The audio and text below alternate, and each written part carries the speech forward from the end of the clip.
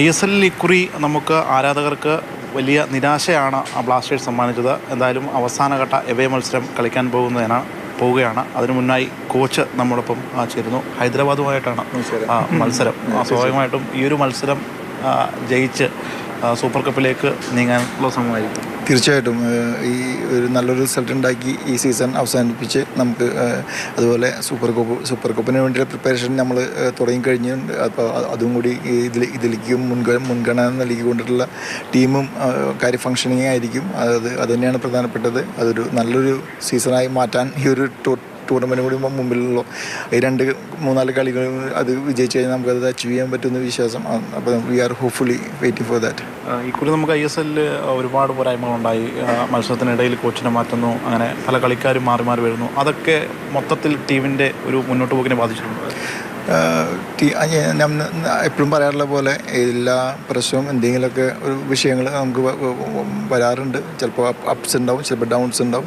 പക്ഷേ അതിനെ അതിജീവിക്കാനായിട്ടുള്ള പ്രൊഫഷണലിസം നമ്മുടെ കളിക്കാരുടെ ഭാഗത്തു നിന്ന്, ഞങ്ങളുടെ കോച്ചസും സ്റ്റാഫിൻ്റെ ഭാഗത്തു നിന്ന് ഉണ്ടാവണം എന്നുള്ളൊരു വിശ്വാസമുണ്ട്. അതുണ്ടായിട്ടുണ്ട്. പക്ഷേ നമ്മൾക്ക് ഒരുപാട് കളികൾ നിർഭാഗ്യം എന്ന് പറയുന്നത് എന്താ വാക്ക് പോലും പറയണമെന്ന് അറിയില്ല. ഒരുപാട് നെഗറ്റീവ് ഫാക്ടേഴ്സ് അതിൽ നമ്മുടെ റിസൾട്ടിനെ നെഗറ്റീവ് ആക്കാനുള്ള കാര്യങ്ങൾ ഉണ്ടായിട്ടുണ്ട്.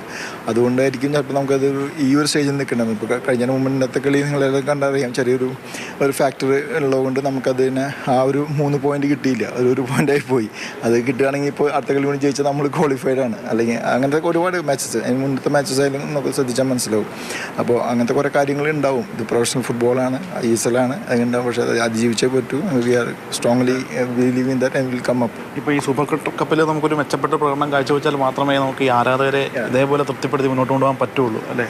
അവർക്ക് ഡിസേർവിങ് ആയിട്ടുള്ളവർ കൊടുത്തേ പറ്റൂ. അത് ഒരു സംശയവും വേണ്ട, ഒരു സംശയമില്ല അതിൽ. അതായത് കളികൾ ജയിക്കുമ്പോഴാണ് അവർക്ക് സമാധാനം ഉണ്ടാവുക, സന്തോഷം ഉണ്ടാവുക. ആ സന്തോഷം എൻ്റർടൈൻമെൻറ്റിലൂടെ മുന്നോട്ട് പോയി നമ്മളൊരു ഫാമിലി ആയിട്ടെല്ലാം അച്ചീവ് ചെയ്യാൻ പറ്റട്ടെ എന്നുള്ള പ്രാർത്ഥന. അതിനു വേണ്ടിയാണ് ഓരോ കളികളും ഓരോ മത്സരങ്ങളും ശ്രമിച്ചുകൊണ്ടിരിക്കുന്നത്. നമുക്ക് നേടാൻ പറ്റട്ടെ.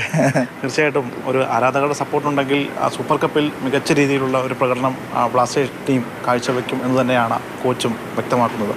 വിനു പാവുമ്പയ്ക്കൊപ്പം ശ്യാമപ്രസാദ് ഉത്തമൻ, മാതൃഭൂമി ന്യൂസ്, കൊച്ചി.